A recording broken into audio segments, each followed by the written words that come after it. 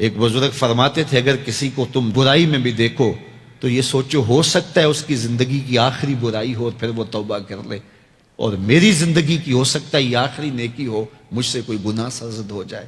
کتنے لوگ ہیں جو مرتبہ کمال پہ پہنچے لڑک گئے، بڑے بڑے لوگ تھے لیکن انجام ٹھیک نہیں ہوا۔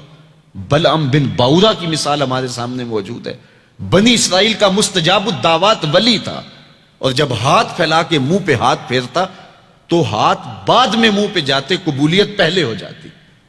لیکن اسی کے بارے میں قرآن نے کہا نا مَثَلُهُ كَمَثَلِ الْكَلْبِ، اس کی مثال کتے کی مثال ہے۔ زبان لٹک گئی تھی، زمین چاٹتا تھا، چونکہ اس کے ہاتھ نبی کے خلاف اٹھ گئے تھے۔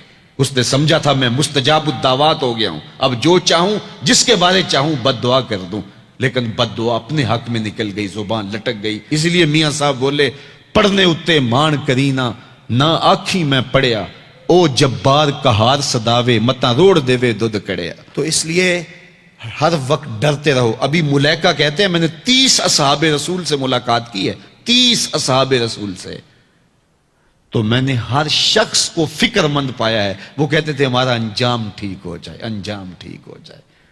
حضرت سیدنا ابو بکر صدیق رضی اللہ تعالیٰ عنہ، جن کے بارے میں میرے رسول کی زبان سے لفظ نکلے ابو بکر فی الجنہ، ابو بکر جنتی ہے، لیکن وہ کہتے ہیں ایک چڑیا کو دیکھ کے شاخ پہ بیٹھی ہے، کہا واہ چڑیا کتنی موج ہے تجھے، ایک شاخ سے اڑتی ہے دوسری شاخ پہ بیٹھ جاتی ہے، اور قیامت کے دن تیرا حساب بھی نہیں ہوگا، پھنسے تو ہم ہیں جن کا حساب ہوگا۔ یہ وہ لوگ ہیں جن کی زندگی دیکھیے، ان الشیطان یفر من ظل عمر، عمر وہ ہے جس کے سائے سے شیطان بھی بھاگتا ہے، لیکن وہ کہتے ہیں کاش میں مٹی کا ڈھیلا ہوتا۔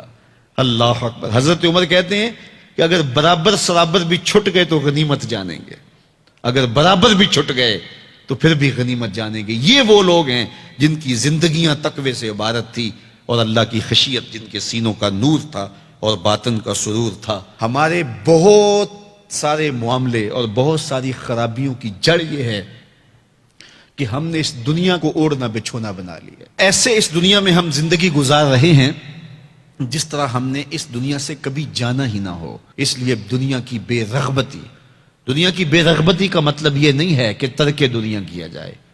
اس پر صوفیاء نے جو بات کہی وہ بہت خوبصورت کہی۔ وہ کہتے ہیں کہ دنیا کے اندر ایسے رہو جس طرح کشتی پانی میں رہتی ہے، کہ کشتی پانی میں رہتی بھی ہے لیکن پانی کو اپنے اندر آنے بھی نہیں دیتی۔ تم دنیا میں رہو، دنیا تمہارے اندر نہ رہے۔ اگر تم دنیا میں رہو گے تو خیر ہے، اگر دنیا تمہارے اندر رہی تو پھر کچھ نہیں بچ پائے گا۔ کشتی پانی میں رہے تو خود بھی تیرتی ہے، اوروں کو بھی تراتی ہے، لیکن اگر پانی کشتی میں آ گیا تو کشتی کو لے ڈوبے گا۔ اس کی رحمت کے دروازے کھلے ہیں، آج ہم اس کی چوکھٹ پہ آ جائیں، کل تو آنا ہی آنا ہے۔ پھر جو کفن میں منہ چھپا چھپا کے آتے پھریں گے، کیا اچھا ہو کہ خود کھلے منہ سے اس کی رحمت کے دروازوں پہ آ جائیں۔ اس کی رحمتیں آواز دے رہی ہیں، یا ایھا الانسان، او بھاگنے والے انسان، او نسیان کے پتلے، او بھولے ہوئے، او بھٹکے ہوئے، راستہ چھوڑ کے جانے والے، مالک کی رحمت کی آغوش کو ترک کر دینے والے، آجا پلٹ کے، ما غرک بربک الکریم، آجا تیرا رب بڑا ہی کریم ہے۔ قبل اس سے وہ ماننے سے انکار کر دے، توبہ کا دروازہ بند ہو جائے، سورج مغرب سے طلوع ہو جائے، پھر بندہ ہاتھ کاٹے۔ کسی نے چیخ چیخ کے مجھے کہا تھا، کوئی رو رو کے ترلے منتیں کر کے مجھے کہتا تھا، میں اس کی بات کو نہ سنا، کاش کہ اس کی پکار کو سن لیا ہوتا، اس کی آواز پہ لبیک کہہ دیا ہوتا، اور میں اس کے ساتھ چل پڑتا، اور وہ مجھے انگلی تھام کر محمد عربی کی چوکھٹ پہ پہنچا دیتا، تو آج یہ رسوائیاں میرا مقدر نہ ہوتی۔ صاحبو آؤ، کتاب رحمت آواز دے رہی ہے، کتاب رحمت تمہاری انگلی تھام رہی ہے اور تمہیں حضور کی چوکھٹ تک پہنچا رہی ہے، اور آمنہ کا لال تجھے اپنے دامن میں لے کے رب سے مغفرت اور بخشش کا پروانہ لے کے دے رہا ہے۔